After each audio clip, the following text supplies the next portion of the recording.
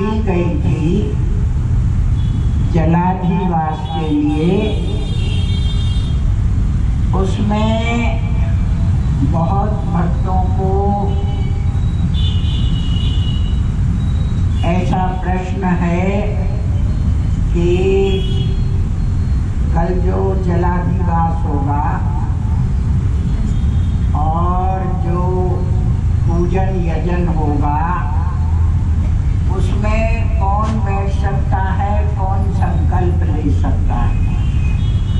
तो कल जो जलाधिवास होगा उसमें जितने भी प्रवचन सुनने वाले भक्त हैं, जिन्होंने भी प्रवचन का नियम ले रखा है कि हम प्रवचन सुनेंगे, वो सभी उसमें संकल्प लेंगे। जितने भक्त प्रवचन सुन रहे हैं, समस्त भक्तों के लिए वो व्यवस्था बनाई गई है कि आपके आगे चौकी रखी जाएगी और उस पे संकल्प का सामान रखा जाएगा। पहले स्वामी श्री जगदानंद जी का प्रवचन होगा, उसके बाद के अंदर पूर्वांग पूजन होगा। पूर्वांग पूजन में संकल्प लिया जाएगा। संकल्प के बाद भगवान गणपति का आवाहन, स्थापन, पूजन होगा। उसके बाद शिव का ध्यान होगा, फिर सूर्य पूजन होगा, फिर भगवान विष्णु का षोडशोपचार, राजोपचार पूजन होगा। उस पूजन के बाद जो शिव कवच है, जो शिव यंत्र है, जो सुरक्षा यंत्र है, उसका जल में अधिवास किया जाएगा। उस अधिवास के पहले एक यंत्र आप सबको टच कराया जाएगा और वो जल में प्रतिष्ठित होगा। वो प्रतिष्ठा होने के बाद भगवान सत्यनारायण की कथा होगी, जो आप एकाग्र चित्त होकर उसको श्रवण करेंगे और उसके बाद आरती पुष्पांजलि होगी। जब जलाधिवास चलेगा उसके बाद आपके पास दोने में एक स्वरूप होगा, उसमें तिल से अर्चना की जाएगी। वो अर्चना का जो दूसरे दिन अधिवास होगा, जो धान्याधिवास होगा, उसमें आपके द्वारा जो अर्चना किया हुआ तिल है उसमें देवताओं की प्रतिष्ठा होगी, उसमें अधिवास होगा। उन तिलों में वो सारे शिव कवच प्रतिष्ठित किए जाएंगे। कल जलाधिवास होगा, फिर ध्यानाधिवास में तिलों में होगा, फिर उसके बाद घृताधिवास होगा, फिर पुष्पाधिवास होगा, फिर शय्याधिवास होगा। ये शिवरात्रि तक का कार्यक्रम है जो कल शाम को प्रारंभ हो जाएगा। तो अपने मन में किसी को भी ये संशय नहीं रखना चाहिए कि हम करेंगे कि नहीं करेंगे। आप सबको ही बैठ करके निष्ठा पूर्वक और एकाग्रता पूर्वक अनन्य श्रद्धा निष्ठा के साथ संकल्प लेना है, पूजन करना है और शिव कवच को स्पर्श करना है और कथा सुनना है, अर्चना करना है, आरती पुष्पांजलि करना है। ब्राह्मण लोग, आचार्य लोग यहाँ बैठ करके विधिवत आपसे पूरा कार्यक्रम कराएंगे।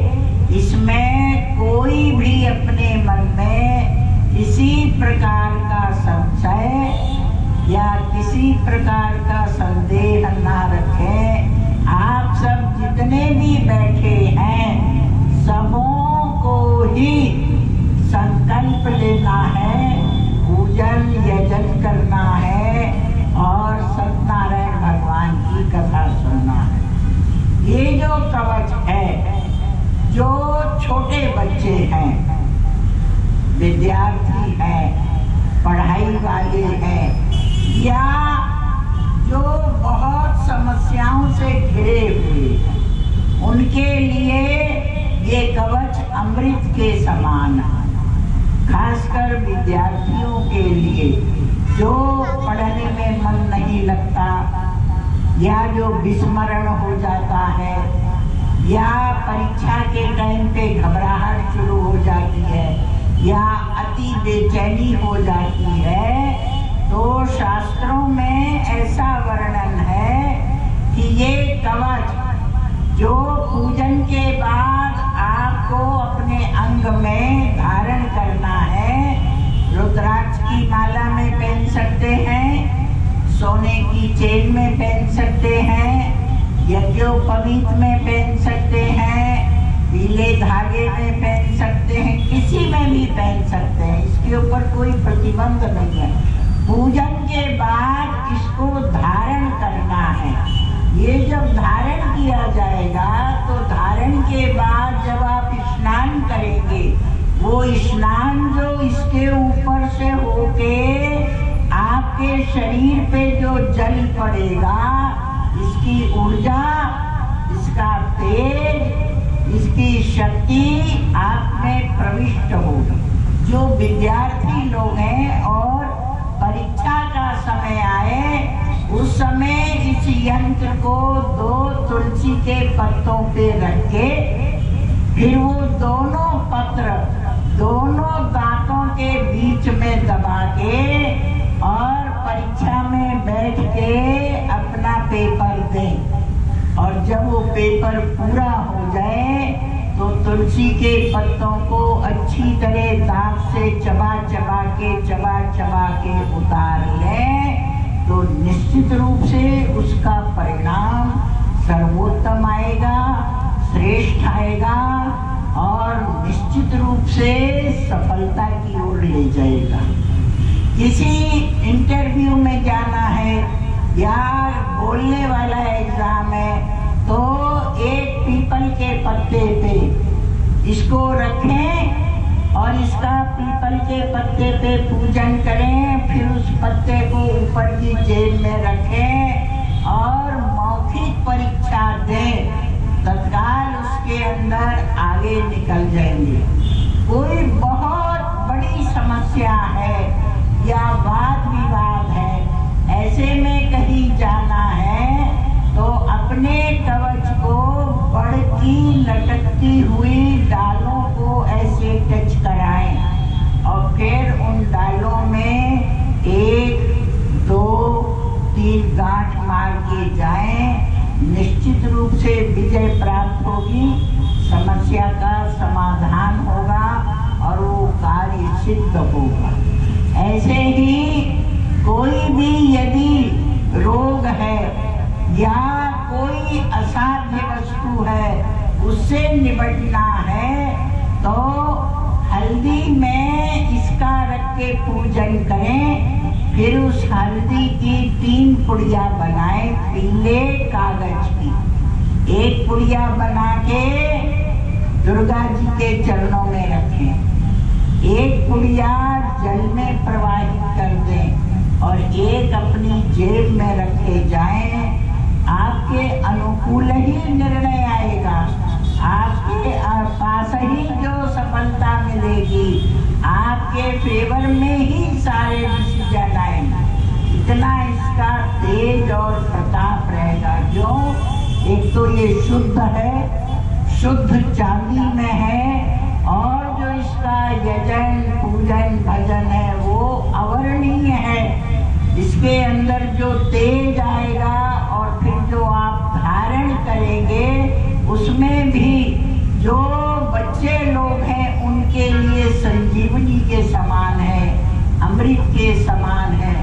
कोई भी असाध्य रोग है, इसको जल में डाल करके 21 बार ओम ह्रीम ओम ह्रीम ओम ह्रीम ओम ह्रीम बोल के वो जल पी लो, या जो रोगी है उसको पिला दो, तो उसका अपने आप सहज हो जाएगा, आसानी से इलाज हो जाएगा। दवा नहीं लगती हो तो लागू हो जाएगी, दर्द नहीं जाता हो तो चला जाएगा। ये कवच एक ऐसी संजीवनी बूटी है, एक ऐसा संजीवनी मंत्र है जो साधक के लिए उसकी सफलता, उसकी विजयता और उसकी कामना की सिद्धि करता। कल कथा में बताया गया था, भगवान श्री कृष्णचंद्र आनंद कंद परमात्मा से अर्जुन ने 7 प्रश्न किए हैं। ब्रह्म क्या है, अध्यात्म क्या है, कर्म क्या है, अधिभूत, अधिदैव, अधियज्ञ किसे कहते हैं, मृत्यु काल में आपका स्मरण, आपका नाम, आपका ध्यान, आपका मनन चिंतन कैसे हो सकता है।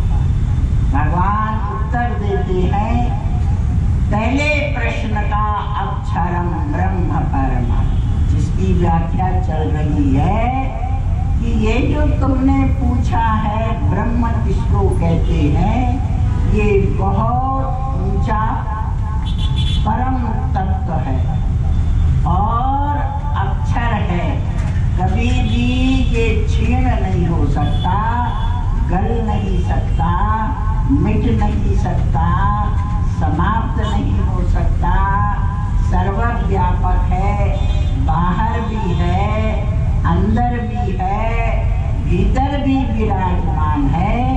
इसलिए इस तत्व को तुम जानो। ये विषय जिस बृहद आरण्य शाखा से लिया गया है, वो वेद का प्रसंग चल रहा है कि प्राचीन काल सत्ययज्ञ, पौरुषी, इंद्रद्युम्न, भाल्लवी, जन, शार्कराज, विडुल, अश्वपति, इन सबका जो ब्रह्मवादी लोग हैं, जो महाश्रोत्रिय लोग हैं, जो महाज्ञाता लोग हैं, उनका परस्पर ब्रह्म को लेके संवाद चल रहा है, जिसमें अब तक ये बताया गया कि जब ब्रह्म निराकार है और जब ब्रह्म निर्गुण है और वो इंद्रियों के द्वारा, मन के द्वारा, कर्मों के द्वारा, तप के द्वारा, बुद्धि के द्वारा जाना नहीं जा सकता है, तो हम उसको कैसे प्राप्त कर सकते हैं, हमारी पहुंच वहां तक कैसे हो सकती है, हम कैसे उसको पा सकते हैं। इसका उत्तर देते हुए महर्षि ने जवाब दिया कि आप ब्रह्म को पाने की चेष्टा मत करो, परंतु जो जो आपने पा रखा है उसको बाहर निकालो। जितना तुमने ग्रहण कर रखा है वो सारा बाहर निकाल दो, तो अपने आप उसको तुम देख पाओगे, अपने आप उसको तुम जान पाओगे, अपने आप उसका तुम अनुभव कर सकोगे। इस पे एक दृष्टांत दिया गया कि एक महाप्रतापी सम्राट के समान, मालिक के समान एक राजा था, एक सेवक था, दोनों रहते थे।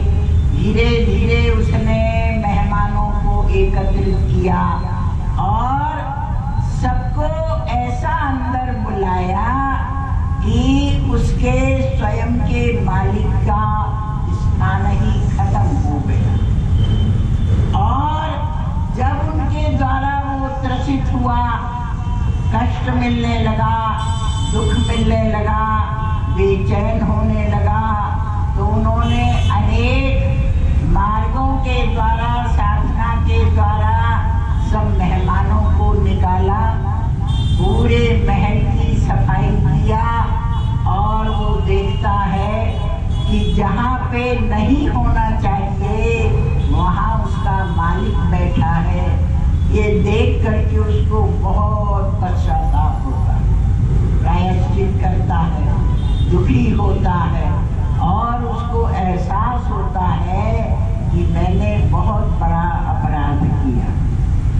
उसका आप दृष्टांत शरीर पे घटाते हैं कि एक शुद्धात्मा और जीवात्मा, ये दो जने इस शरीर रूपी महल के अंदर विराजमान। ये शरीर एक बहुत सुंदर महल है। इस महल के अंदर एक शुद्धात्मा और दूसरा जीवात्मा, इनका निवास था। वो परस्पर एक दूसरे में संलिप्त थे, बिंब और प्रतिबिंब थे, पर जीव का मन बहक जाता है, वो विषयों में जाता है, भोगों में जाता है, कर्मों में जाता है, कर्मों के फलों में जाता है। ऐसे करके अंदर से वृत्तियां बाहर निकलती है, आँखों से रूप को ले लेता है, रस, गंध, शब्द, स्पर्श, ये सारे अंदर मेहमान आ गए। इनके साथ अनुकूलता प्रतिकूलता आ गई। एक शब्द अनुकूल है, एक प्रतिकूल है, रूप एक अनुकूल है, एक प्रतिकूल है। फिर राग द्वेष आ गया, फिर उसके साथ काम, क्रोध, लोभ, मोह, ईर्ष्या, द्वेष, जलन, ये सारे आ गए। फिर सारे कर्म आ गए, कर्मों के फल आ गए, फलों की आसक्ति आ गई। फिर मोह आ गया, ममता आ गई, आसक्ति आ गई। अंदर इतने मेहमान घुस जाते हैं कि अब वो एक को छोड़ता है तो दूसरा पकड़ता है, दूसरे को छोड़ता है तो तीसरा पकड़ता है, तीसरे को छोड़ता है। एक समस्या से निकलता है, दूसरी समस्या खड़ी हो जाती है, दूसरी का निदान हो नहीं पाता, तीसरी पहले से आ जाती है। इस सब भंवर के अंदर पड़ा हुआ जीव नद्याम इवावर्तावर्तांतरमासुते, जैसे नदी का कीड़ा भंवर में फंस जाने के बाद गोल गोल गोल गोल घूमता है, ऐसे ही ये जीव भी इन विकारों में, इन समस्याओं में ऐसा गोल गोल उलझ जाता है। अब इससे बचना चाहता है, छूटना चाहता है, विश्राम पाना चाहता है। मैं कैसे ये सबसे मुक्त हो जाऊं, पर एक को छोड़ता है तो दूसरा इसको जकड़ लेता है। तब ये सद्गुरु एव अधिगच्छति, जैसे वो सेवक साधु के पास जाता है, ऐसे ही अनेक जन्म संस्कारा सद्गुरु सेवते बुधे, फिर अनेक जन्मों का इसका पुण्य उदय होता है। तब ये गुरु की शरण में आता है और इससे छूटने का, निवृत्त होने का उपाय पूछता है। तब कल बताया गया था, इसके सामने दो मार्ग रखते हैं। पहला मार्ग ज्ञान, ज्ञान के द्वारा तुम्हें निश्चय करना है ये सब मेहमान है, इनको बाहर निकालना, और मेरा शुद्ध सच्चित आनंद स्वरूप ये है, इसमें मुझे बैठना, एक उपाय। दूसरा, ये सब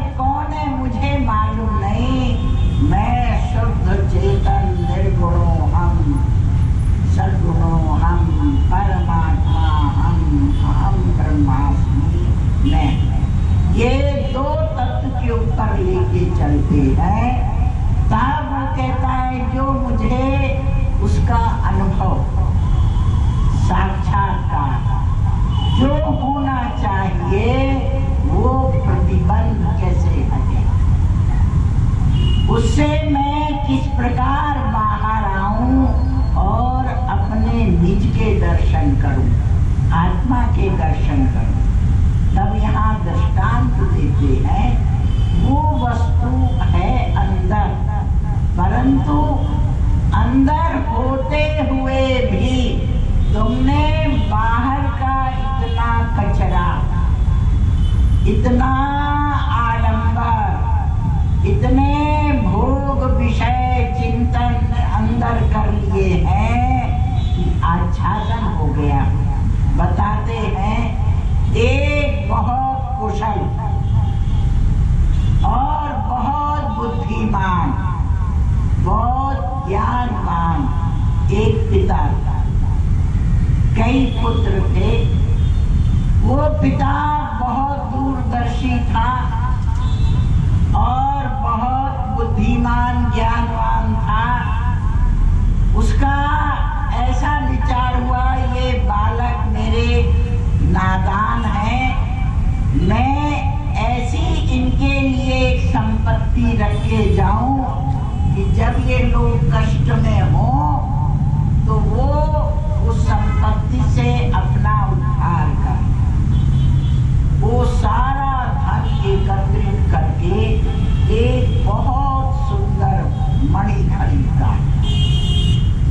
वो मणि इतनी तेजस्वी, इतनी कीमती और इतनी प्रकाशमान थी, उसको लेके और वो एक कमरे के अंदर थोड़ा सी मिट्टी हटा के उसमें रख देता और बच्चों को बोलता है कि देखो ये तुम्हारी मणि है और ये बहुत कीमती है।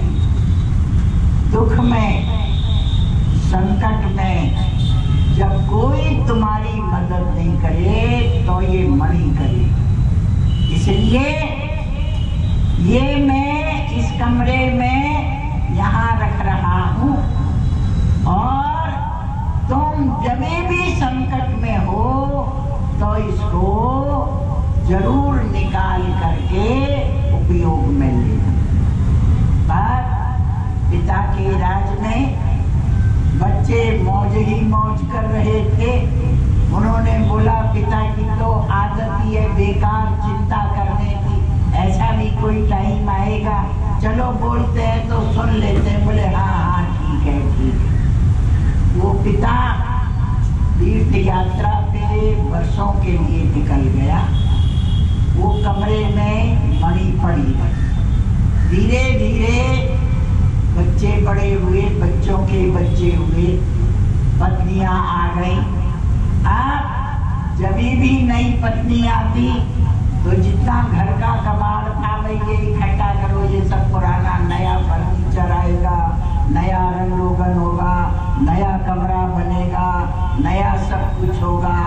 तो बोले ये कहाँ डाला जाए? बोले वो खाली पड़ा है ना कमरा, उसके अंदर ये सारी टूटी हुई कुर्सियां डाल, ये सारा टेबल डाल। धीरे धीरे एक का कचरा उसके अंदर चला गया। फिर दूसरे के बच्चे बड़े, फिर कमरा बना, फिर कबाड़ निकला, फिर उसका सारा सामान फिर उसमें चला गया। बोले भाई अब जगह नहीं आ रहे, सबको अंदर धकेल धुल करके जो बचा है तीसरे का हुआ तो और भी अंदर, और दरवाजा ऐसा बंद हुआ, पूरा अंदर से कचरा भर दिया और दरवाजा बंद करके अब 1 साल 2 साल 10 साल 20 साल निकले। जब तक पिता की माया थी, मौज से खाते पीते मस्ती से घूम काम करते रहे। धीरे धीरे समय आया और वो चक्का ऊपर वाला नीचे आया। अब पहनने के कपड़े गए, खाने के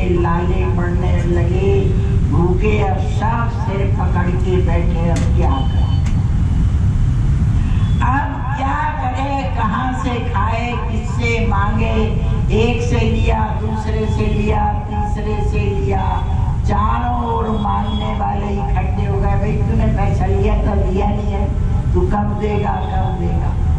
दुखी होके अब वो बच्चे सारे बूढ़े हो गए। बूढ़े होने के बाद वो सब बैठते हैं और बोलते हैं, याद है जब हम छोटे थे तो हमको पिता ने बोला था कि कोई कमरे में कोई चीज है वो तुम्हारा संकट दूर करेगी।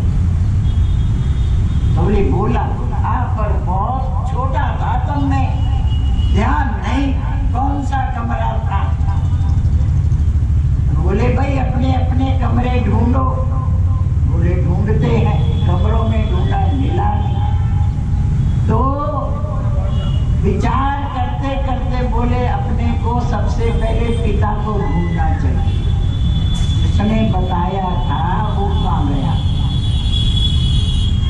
आप ढूंढना शुरू किया, मालूम पड़ा वो यात्रा करते करते करते करते कहीं आश्रम के अंदर बैठे हुए सारे बच्चे पहुंच गए और उनको बोले आप तो यहाँ आके आराम से बैठ गए, मौज ले रहे हो, हम भूखे मर रहे हैं और आप आश्रम में बैठे हुए। पिता ने कहा भाई मैंने तो तुम्हें दिखा के बताया था कि तुम्हारे पास मणि है, तुम तो बहुत कुछ खरीद सकते हो। बोले वो है कहाँ, कौन से कमरे में है। बोले तब तो हम बहुत छोटे थे, हमको पता नहीं, अब आप चलो यहाँ से। सारे बच्चे पिता को उठा के और आके बोले बताओ यहाँ कहाँ। पिता ने कहा कि ये कमरा जो बंद पड़ा है।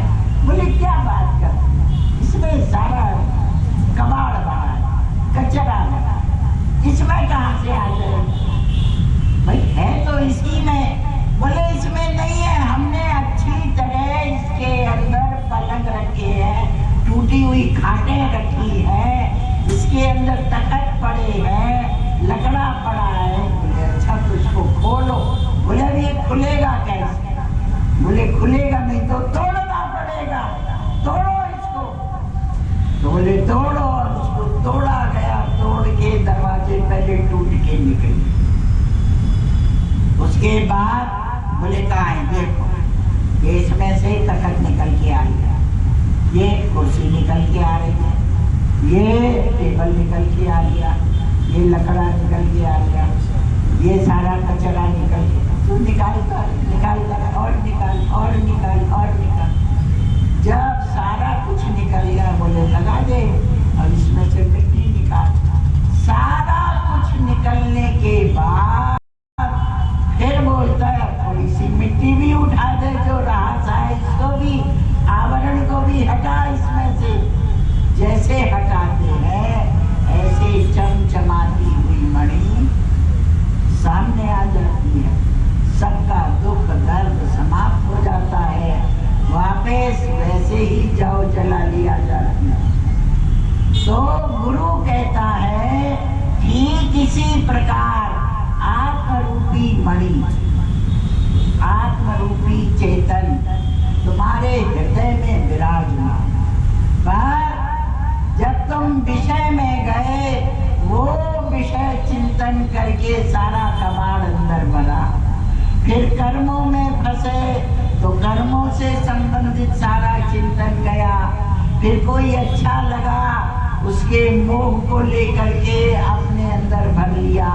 फिर किसी से द्वेष हुआ, उससे ईर्ष्या जलन लेके क्रोध अंदर भरा। किसी से भय मिला तो वो अंदर भर गया। अब ये सारा इतना कबाड़ अंदर भर गया है तो वो तत्व दब।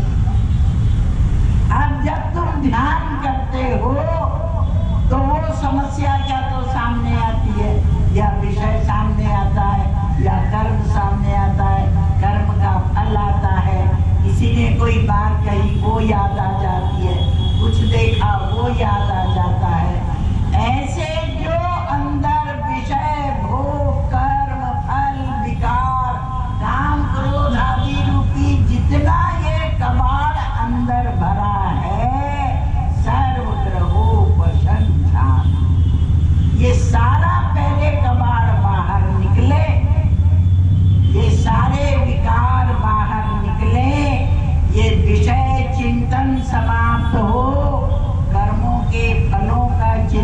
समाप्त हो तब वो अंदर से मणि जागृत हो, तब वो बाहर आए।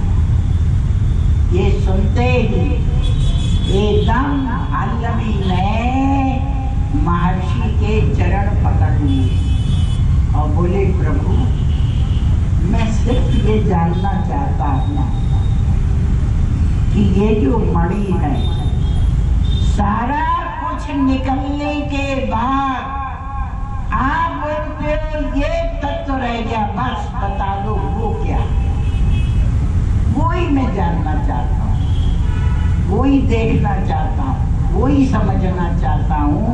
आप बोलते हैं सब कुछ निकलने के बाद अंत में वो मणि रह जाती है, सब कुछ निकलने के बाद जो तत्व रह जाता है, मैं उस तत्व को जानना चाहता हूँ कि उसका अनुभव,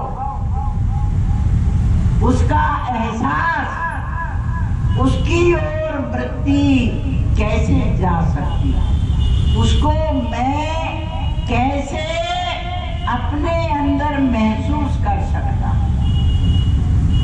तब बोलते हैं, वो भी स्पष्ट है, शब्द स्पर्शा दयो विद्या वैचित्रा जागरे पृथक् ततो विभक्ता तत्संवित् एकरूपात् न विद्यते तथा स्वप्नेत्र वेद्यं तु नास्थिरं जागरे स्थिरं तद्भेदो तस्तयोः संवित् एकरूपात् न विद्यते शुक्तौ स्थितस्य सौषुप्ता तमो बोधो भवे स्मृति सा चावबुद्ध विषया वबुद्धं तत्तदा तमा सबोधो विषयात् भिन्नो न बोधात् स्वप्नबोधवत् एवं स्थानत्रयेऽप्येका संवित् तद्वद्दिनान्तरे माशाब्दयुगकल्पेषु गतागम्यस्वनेकधा नोदेति नास्तमित्येका संविद्येका स्वयं प्रभा। गुरु कहते हैं, उसको समझने के लिए पहले तुम्हें अपनी वृत्ति सब तरफ से हटा के मेरे पे लगानी पड़ेगी, सब तरफ से विचार हटा के मेरे पे लगाना पड़ेगा, बुद्धि की वृत्ति हटा के जो मैं बोल रहा हूँ उसको बहुत सूक्ष्म दृष्टि से, बहुत ध्यान से, बहुत एकाग्रता से तुम्हें पकड़ना पड़ेगा। तुम पांचों विषयों को जानते हो, शब्द, स्पर्श, रूप, रस और गंध, ये पांचों विषय अलग अलग हैं, पर इन पांचों विषयों का बोध कराने वाला, पांचों विषयों का अनुभव कराने वाला, पांचों विषयों का ज्ञान कराने वाला एक तत्व है। हे ऋषियों, तुम ध्यान दो, तुम्हारे कान में जैसे ही शब्द आता, शब्द आते के साथ ही अंदर बैठा हुआ एक ऐसा ज्ञान है, एक ऐसा विवेक है, एक ऐसा तत्व है, जैसे किसी ने बोला, बोलते के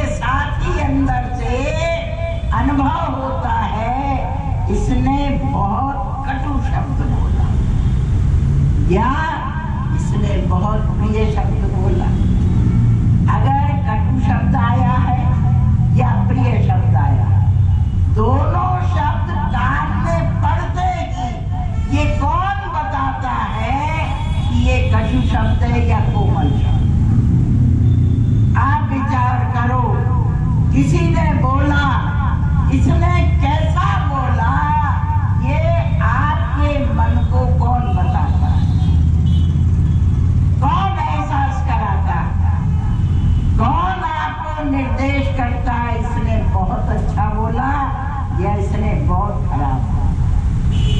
दूसरी बात, ऋषि कहते हैं, ऋषियों, वो शब्द कान में पड़ते ही अगर कोमल शब्द है, प्रिय शब्द है, सम्मान वाला शब्द है, हमारे अनुकूल शब्द है, तो अंदर से खुशी होती है, प्रसन्नता होती है, आनंद आता है। ये किसको आता है? जो अनुकूल शब्द है उससे आनंद किसको आता है? और अगर किसी ने अपमान किया, कटु शब्द बोला, तो कष्ट किसको होता है? दुख किसको होता है? दर्द किसको होता है? बेचैनी किसको होती है? या क्या अनुभव करने वाला कौन है और उससे आनंद लेने वाला कौन है और दुखी होने वाला कौन? हे ऋषियों, ध्यान रखो कि जिसने आपको शब्द का बोध कराया है, शब्द का अनुभव कराया है, शब्द का ज्ञान कराया है, वो ज्ञान कराने वाला आत्मा ब्रह्म है।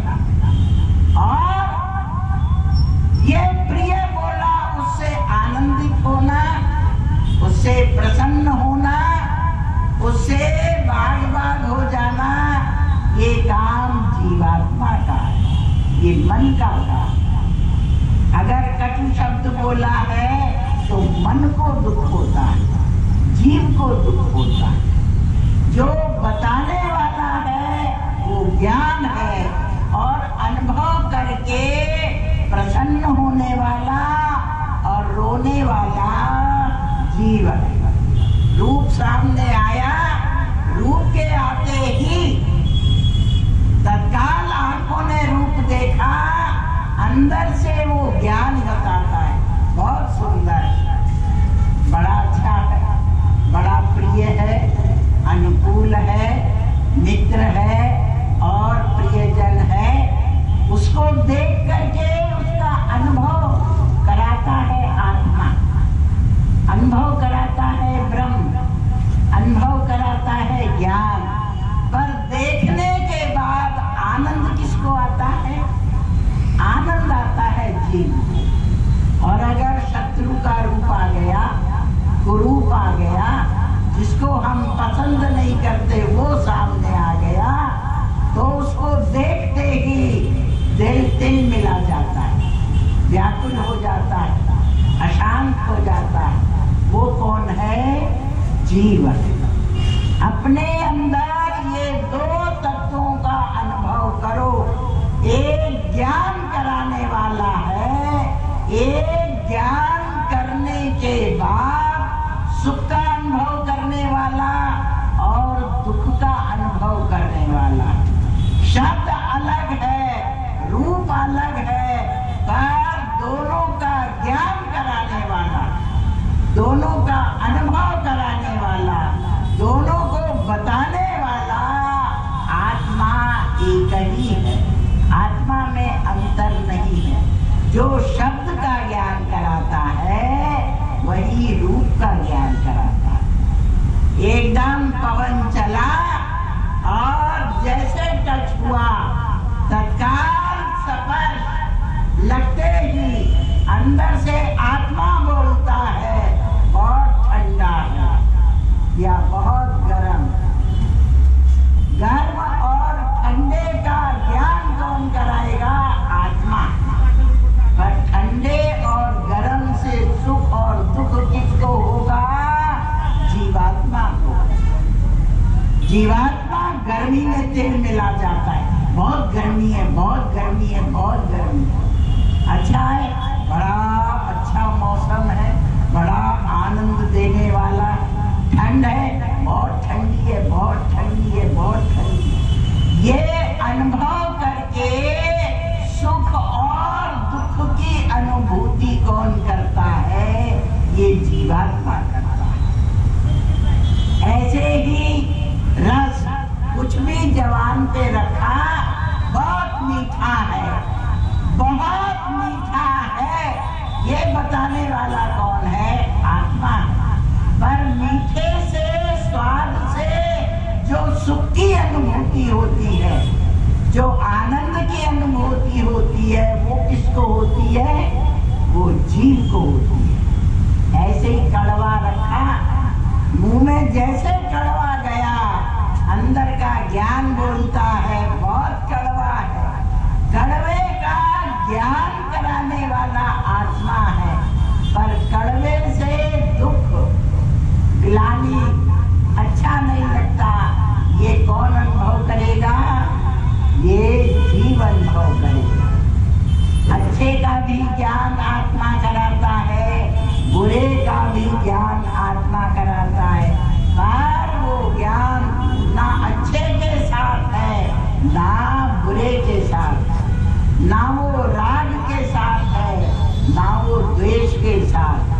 वो ज्ञान अनुभव करा के अलग हट जाता है। जैसे सूर्य का प्रकाश, सूर्य के प्रकाश होते ही हजारों लोग धर्म करते हैं, हजारों लोग पाप करते हैं, हजारों लोग सत्कर्म करते हैं। प्रातः होते ही मछियारे मछली मारने के लिए निकल जाते, हजारों लोग तप करने के लिए, आराधन करने के लिए निकल जाते। सूर्य दोनों को ही प्रकाश दे रहा है। जो पुण्यकर्मी लोग हैं, पुण्य कर रहे हैं, उनको भी सूर्य की रोशनी मिल रही है। जो पाप कर रहे हैं, उनको भी प्रकाश मिल रहा है। पर सूर्य का प्रकाश ना पुण्यात्माओं के पुण्य में शामिल है, ना पापात्माओं के पाप में शामिल है। दोनों को प्रकाश देने पर भी वो किसी के ना पाप में, ना पुण्य में, ना शुभ में, ना अशुभ में, किसी में शामिल नहीं है। ऐसे ही अपने भीतर जिस बोध के द्वारा, जिस ज्ञान के द्वारा, जिस ताकत के द्वारा आप विषयों का अनुभव करते हो, आप कर्मों का अनुभव करते हो, आप अनों का अनुभव करते हो, आप परिवार का अनुभव करते हो। ज्ञान ही बताता है कि ये माँ है, ये पिता है, ये भाई है, ये पुत्र है, ये पत्नी है, ये बहन है, जिससे ऐसा व्यवहार होना चाहिए। ये बोध कराता है आत्मा। और किससे प्रेम होना और किससे द्वेष होना, कौन अच्छा लगना, कौन बुरा लगना, किससे राग होना, किसी से घृणा होना, ये काम किसका है? ये जीवात्मा का काम। जीवात्मा अनुभव करने के बाद सुख और दुख का भोक्ता बनता है। जीवात्मा अनुभव करके हंसता है, रोता है, ग्लानि करता है, पर जो शुद्ध ज्ञान है वो बता के हट जाता है। वो बताएगा हट जाएगा, बताएगा हट जाएगा, उसका काम है अनुभव कराना। तो ये जो अनुभव कराने वाला है, जैसे दुख पड़ा, पढ़ते ही वो ज्ञान कहता है इतना कष्ट है, पर उस कष्ट से ज्ञान को दुख नहीं होगा। ऐसे ही बहुत सुखी है तो अनुभव कराता है बड़ा सुखी है, बड़ा आनंदित है, पर सुख से ज्ञान को आनंद नहीं आएगा। कोई मर गया, नाड़ी देखी, सांस देखा, ज्ञान को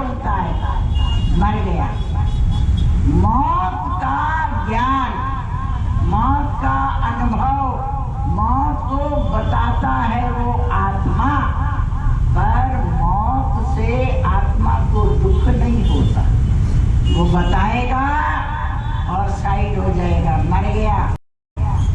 मौत से दुख कौन रोएगा कौन? जीवात्मा रोएगा कि मेरा इतना प्रिय था, मेरा साथी था, जीवन साथी था, छोड़ के चला गया, मर गया, इसके बिना कैसे रहूंगा। ये काम किसका है? ये जीवात्मा का काम है। शुद्धात्मा का काम क्या है? अनुभव कराना। और जीवात्मा का काम है अनुभव करके रोना, हंसना, सुखी होना, दुखी होना। ये सारा कार्यक्रम जीवात्मा का। ये दो ही, एक राजा है और एक सेवक। राजा कौन है? शुद्धात्मा। शुद्धात्मा राजा है जिसका काम है अनुभव कराने, और वो बिल्कुल प्रत्यक्ष है, वो बिल्कुल स्पष्ट है, वो बिल्कुल सामने है। रोज आप उसका अनुभव करते हैं, उसका उपयोग करते हैं, उसमें बैठे हुए हैं, उससे जी रहे हैं, उसको अपने काम में ले रहे हैं। क्योंकि बिना ज्ञान के, बिना अनुभव के आप एक कदम आगे नहीं बढ़ सकते। संसार में हजारों वस्तुएं हैं और हजारों वस्तुएं अलग अलग अलग अलग अलग अलग हैं, पर उन हजारों वस्तुओं का ज्ञान कराने वाला, उन हजारों वस्तुओं का अनुभव कराने वाला शुद्धात्मा एक है। और जो आत्मा मेरे भीतर है वही तुम्हारे भीतर, वही तीसरे के भीतर है, वही चौथे के भीतर है। उसमें अंतर नहीं है, उसमें अंतर नहीं है। वस्तुएं भिन्न भिन्न है, परंतु जो अनुभव कराने वाला है वो एक ही है। एक है और अलग, अलग है और बीच में बैठा है। क्योंकि अनुभव उसी से हो रहा है, जानकारी उसी से मिल रही है, प्राप्ति अनुभव की उसी से मिल रही है। एक अनुभव कराने वाला है और दूसरा अनुभव करने के बाद अगर मेरे अनुकूल है तो सुखी है, और अगर मेरे प्रतिकूल है तो दुखी है। आगे महर्षि कहते हैं, अब ये प्रसंग कल होगा, जैसे आपको बताया गया है। कल आप बराबर 6 बजे यहाँ उपस्थित होंगे। 6 बजे से 8:30 बजे तक जलाधिवास में आएंगे और प्रवचन का जो प्रसंग है वो परसों बताया जाएगा। कल का जो कार्यक्रम है वो जलाधिवास, सत्यनारायण की कथा आदि होने से आपको यहाँ 6 बजे उपस्थित हो जाना है और जलाधिवास का संकल्प लेना है। शिव कवच को स्पर्श करके, अर्चना करके सत्यनारायण की कथा श्रवण करना।